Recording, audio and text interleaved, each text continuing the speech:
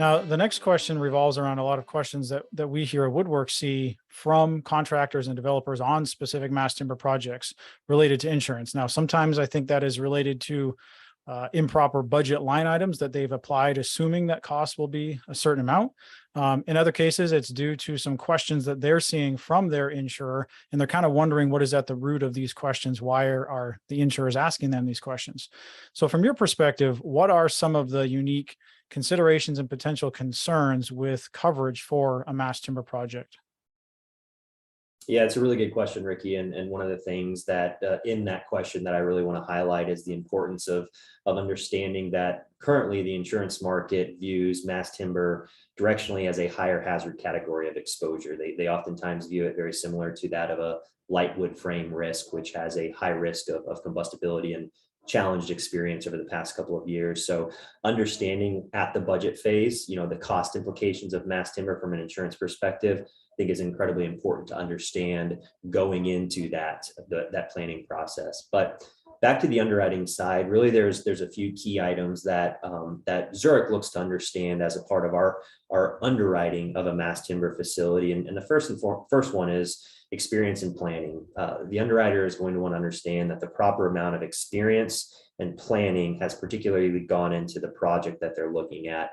We want to see that there's been proper communication and integration between whether it's the owner, the contractor, key subcontractors, the designer, the manufacturer, the installer or fabricator. That's something that is critical. When you think about mass timber, it's obviously a pre-designed, pre-manufactured material that's then shipped to site to be erected. So it's critical that we understand from the design phase all the way through the constructability that the proper measures are put in place, whether it's from a protection standpoint, while it's at the site, before it gets to the site, still at the manufacturer's site.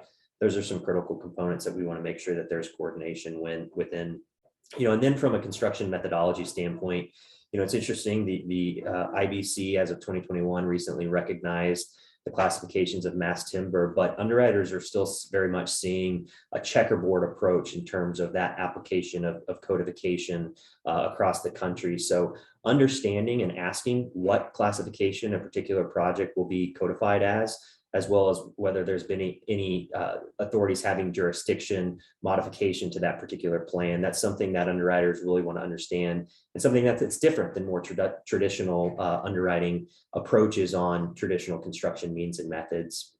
And then, the other key part, I alluded to it earlier, underwriters really want to understand the manufacturer. They want to understand the who, the what, and the where. They want to understand why that manufacturer was selected, as it is a key component in terms of understanding the thought process behind why one manufacturer was selected, but also could provide some key highlights and advantages to the project, or conversely, potentially highlight some lowlights on the particular project.